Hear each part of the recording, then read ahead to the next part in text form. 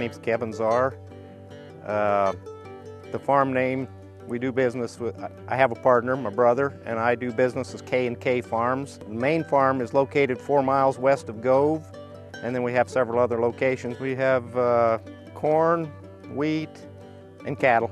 Well, I farmed when I was in my early 20s, and then I left and went and sold machinery for about 15 years. The farm when I moved back 18 years ago was like 3,200 acres. Pretty soon it was 6,000, and well, we were spending a lot of time burning a lot of fuel, farming ground, and having a hard time keeping up. And actually my father, who's retired, suggested that we maybe look at a sprayer. And we bought a pull type first, and liked it real well, except for just couldn't get over enough ground with it still because the farm continued to grow. So once we started, there's just no looking back. That's, in my opinion, no-till's the only way to go, and if you're doing that, owning your own sprayer it's a must. I know people that say, well, I just can't own my own sprayer. I think you could own your own sprayer before you could own your own combine or before you could own anything. We own our own combines and stuff too, but I think a sprayer is a must. I've roughly been doing 20,000 acres a year. I'll go over wheat stubble a couple of times in the fall. I'll spray my standing wheat once in the spring. I go over my corn ground usually once, a lot of times twice in a year. We were doing business with Simpson Farm Enterprises at Ransom. We had ran 2 spray coops, and the one I had was getting quite a few hours on it. And actually a friend of mine had went down and driven one of the Apaches and said, boy, it rides nice. And then with the salesman, I talked to him, and they came up and did a demonstration on my farm. Had quite a few other people at that demonstration, and I drove it. And truthfully, I just fell in love with Auto Boom. And a few months later, we ended up buying one. Price was huge. I had tried out a Case IH, and I'd tried out a John Deere. I was dissatisfied. I wasn't used to running the hydrostats, but I wasn't satisfied with that, but more so than anything, I wasn't satisfied with their booms. They didn't have Auto Boom on, and the Apache did, and I liked the Auto Boom. And the price was quite a bit less, even though it had Auto Boom. Well, I had a coupe that had 60-foot booms, then I had one that had 72-foot of booms, and I got 90-foot now. And I run about the same speed, but I don't have to stop and fill near as often with the 1,000-gallon tank. So I can get over 25% or 30% more. You know, I'd read the advertisements, didn't know whether I believed them or not, you know. The spray coupe probably did a little better on fuel, but it's not a hydrostat either, but it's so light. It doesn't take much power. It's a small engine, but then when I ran a hydrostat, I think I ran an hour, and it was so obvious how much fuel it used. And when I ran this thing, you know, we ran all day, didn't use much fuel. I've been able to go here anytime I believe I could have went with the lighter machines that I had before. I've made very few tracks in my fields, and I've always been able to keep going. I've been happy with it in muddy conditions. I've ran right through water and terrace channels, and it doesn't seem to be a problem. I had direct drive before and never got stuck. Yes, this was a larger machine, and it was heavier, but I wasn't concerned about getting stuck, you know, and actually I read some of the things that say in a hydrostat, generally speaking, is just running on 2 wheels anyway, as far as propulsion. And I guess incidentally, I've never been stuck with my Apache, and I don't know how many acres I've been over, 50,000. We're spread out about from one end to the other 42 or 45 miles, and I have a semi that I haul the sprayer on. But I probably have 3 places where I actually park. I don't reload it between fields. I have a big tank on there. And at times I'll have to run another 12 or 14 miles, and that's nice, you know. It's just quicker to drive that 14 miles than to load it back up and chain it down and go on. And And the 35 miles an hour road speed is really nice. And it drives down the road real good. I'm not fighting it all the time or anything like that. We have probably 95% of our ground is terraced. And they're not your typical terraces either, I don't believe. I believe they're taller than most people's, and auto boom. That's just, if I turned auto boom off and tried to carry the booms, I'd hate this one. You know, I'd hate them all. Without auto boom, it's just difficult to spray in terraces. We spray in corn, and when the corn's tall, you want to be able to get over it.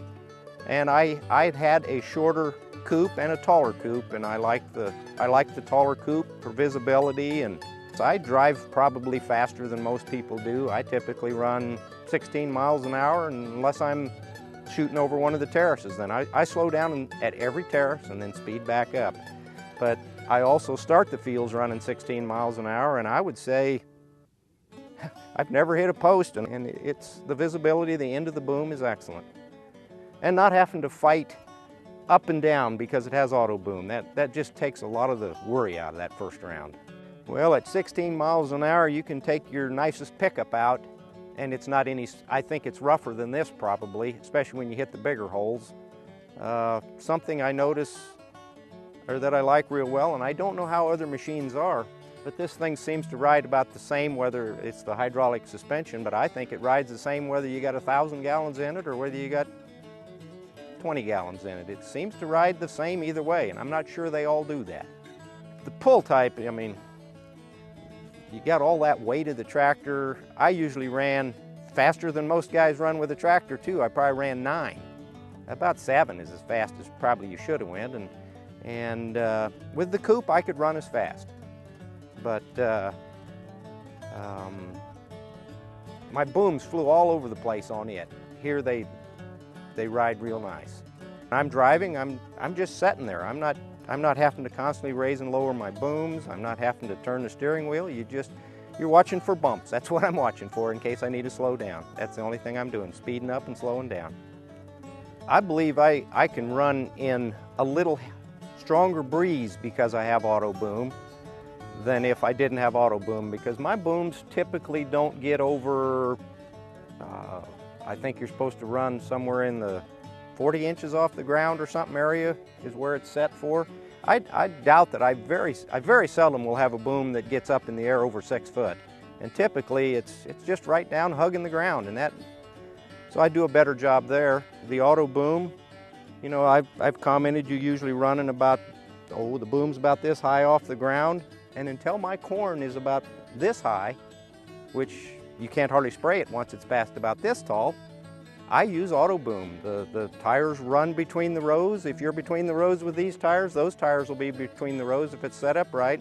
And with all those terraces, I don't have any problem tearing down corn. Matter of fact, I tried it tried carrying it, and your booms, they'll go down, hit the ground, and then that's just, and I've watched some neighbors running, a red one or a green one, and their booms are out there waving, and they'll get into the corn, and then it turns back.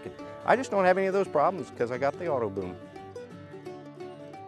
The few down times that I've had, one time I was spraying out in a pasture and caught a couple of bigger cattle ruts, I guess you'd call them, and right back here in the steering, I don't even know what you call it, pulled apart.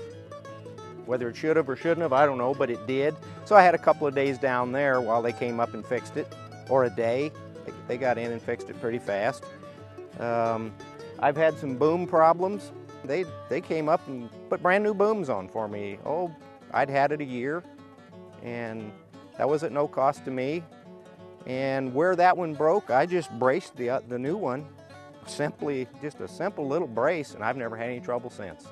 You know, the dealership is 70 miles from here, but the few times that I've had trouble, they're here within a day or two, and if they can, they're here that day yet.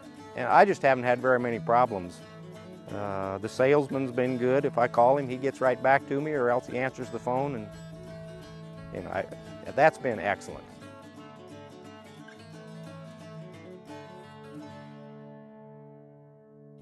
Typically, there's a right time to spray, and that's usually 3 or 4 days. And most often I have, in each little block, I'll maybe have 2,000 acres that I need to do. And I can do that in 2 days with this sprayer.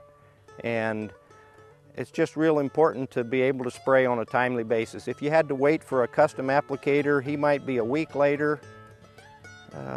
It takes a lot more chemical when you're not doing it at the right time. And that adds up to a lot more cost.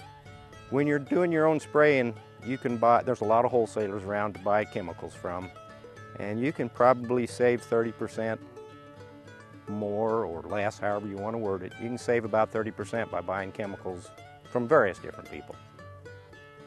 And then you can save because you can put on, you know, you don't have to double up on the amount because you're doing it at the right time.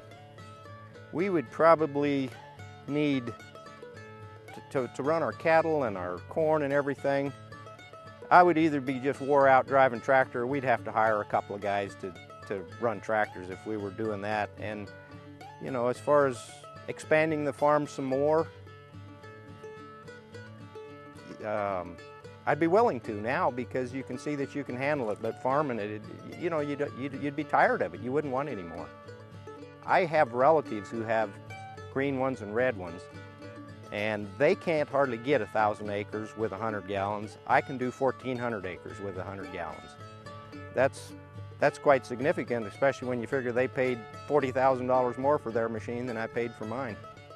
There's a lot of Apaches running in this area, and a lot of them are because I've told them for the money, I don't think you could be as happy with anything else. And I've told many of them, hop in, let's go for a ride. And one of the first things I show them is the auto boom. If they've had any experience with another kind of sprayer, they're amazed how well that works. And most of my neighbors have a lot of terraces also. That plus the experience I've had with the dealership and with the company, I see no reason to look elsewhere. Simple to run. I don't even have a computer at my house. I'm kind of a computer idiot. And everything on there is just real simple to run. I start up in the morning and take off, and I usually get 1,200 acres. That's my goal. Sometimes I'll get more than that done in a day. And it's just push a few buttons and away you go.